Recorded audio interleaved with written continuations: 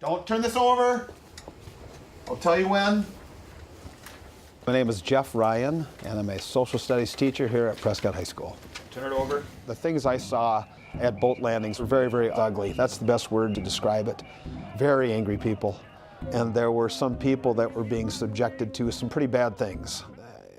And this is only 6 miles from where I grew up. And I remember thinking, no, these aren't the people that I know. You know, why are people acting this way? It was really, really disturbing to me. I said, the one thing I don't want any of the students that I work with to become rock throwers.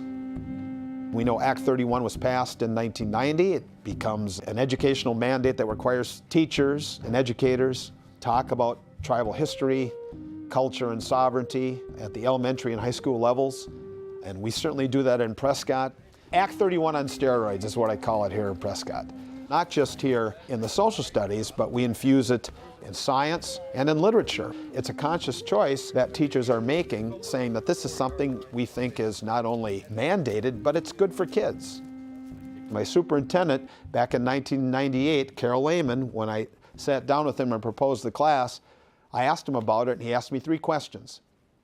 He said, well, is it good for kids? That was the first question he asked, and the answer is yes, with an exclamation point. And the next question, he said, is it aligned with state standards? The answer is yes. And then the third question, like all superintendents would ask, how much is it going to cost? And I said, nothing. All it took was for me to invest some time, my own time, to find those resources. And we live in an information age. I mean, it's so easy to find resources and people who are willing to help. I don't really understand the unwillingness to implement an act which I think students love.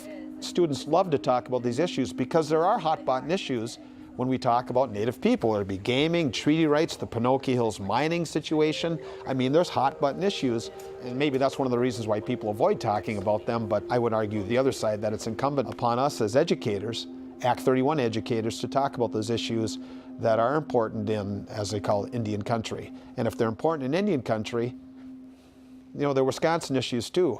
I mean, the mining issue, it's about water, it's about the environment. Gaming, it's about economics, it's about jobs. These aren't just First Nations issues, these are Wisconsin issues, and I think they need to be talked about. So I don't think implementing Act 31 is difficult at all.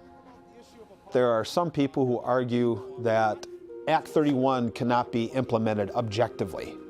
Say there's no way you can talk about Native issues because your own biases are going to come into your teaching. It's a bunch of baloney, okay?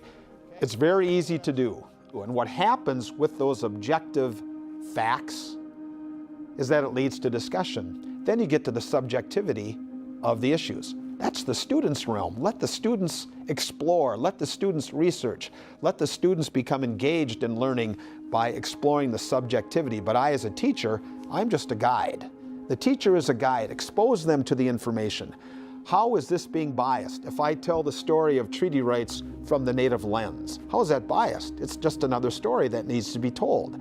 And to have students then be exposed to those different perspectives is healthy, and it leads to discussion. Safety of the frontier settlements will be secured by the total annihilation of the few remaining Indians. Why not annihilation? Their glory has fled, their spirit broken, their manhood effaced. Better that they die than live the miserable wretches that they are. I like it when students' jaws drop. When you talk about the Dawes Act, when you talk about the boarding schools and the purpose of the boarding schools and what the aim was of those policies to eradicate and eliminate Indian culture, students will say, I cannot believe that that was the official policy of the U.S. government, to literally wipe out this culture. And it's very, very difficult for students to understand that. And I think that's wonderful that they find that difficult to understand.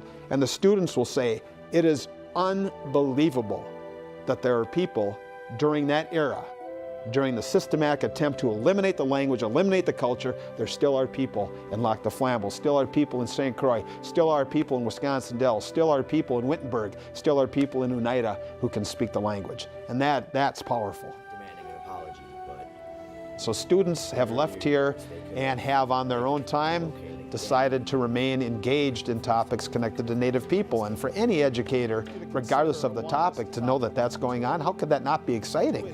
And that kind of edifies what you're doing a little bit. It's been a real crucial part of what we do here at Prescott, is understanding that Native people have a story to tell, and we're going to tell it.